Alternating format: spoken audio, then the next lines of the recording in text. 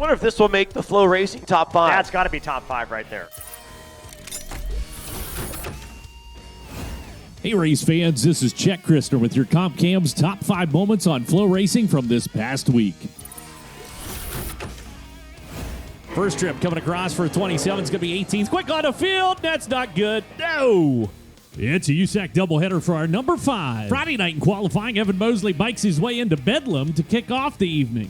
Feature event time, and Jake Swanson's out front at the halfway point when Cal Cummins grabs some gravity and rockets into the race lead, leading the rest of the way to pick up the feature event win. Saturday, the series headed south, and this time the story was the same, but the similarities were different. Logan Seavey out front at the halfway point when Cal Cummins fires one across the bow on a restart to take the lead. Cal would lead the rest of the way to pick up the $10,000 win and go back-to-back on the weekend with the USAC AMSOIL National Sprint Cars.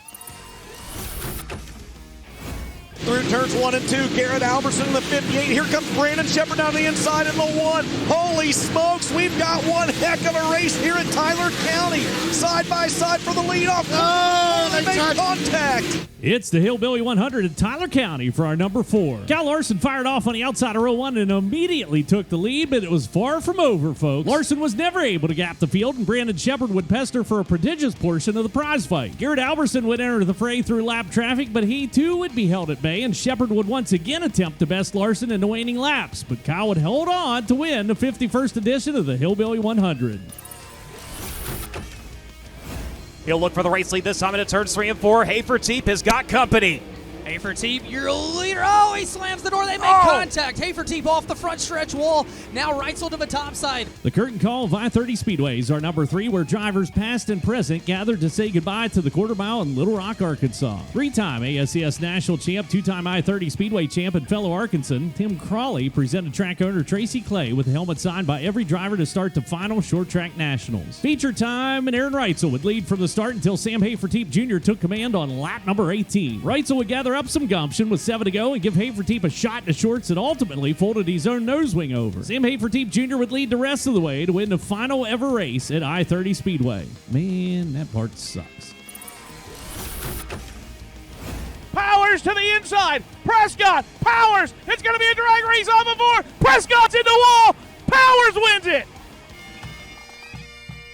It's the 60th edition of the Vermont Milk Bowl for our number 2, because if it involves bagpipes and someone willingly kissing a cow in public, by George, it's going to be on the Comp Cam's top 5. Points for multiple races are added together to crown a champion in each division, which means drivers are on the gas every time they touch the track, and none more so than crowd favorite Flying Tigers. The number 11 Logan Powers and the 45 of Justin Prescott are battling for 5th on the track, but first overall when Prescott tries the old grease weasel maneuver to the outside and denied, Logan Powers slides to 5th across the line and snags the overall win. In the late models, Chris Pelkey powered to the lead late in the first segment with a bold outside move to take the win, and then ended the day with a strong 3rd place finish in the final segment. That was enough to earn him the overall Milk Bowl title and the opportunity to kiss the cow in victory lane. Mwah! Ian, now to finish it off with a little something from the other end of the cow. Shane Golovic on the inside. He's going to have a run into 3. Shane Golovic, one final shot at it to the inside of 3 and 4. Contact between the two. Tanner Carrick wins.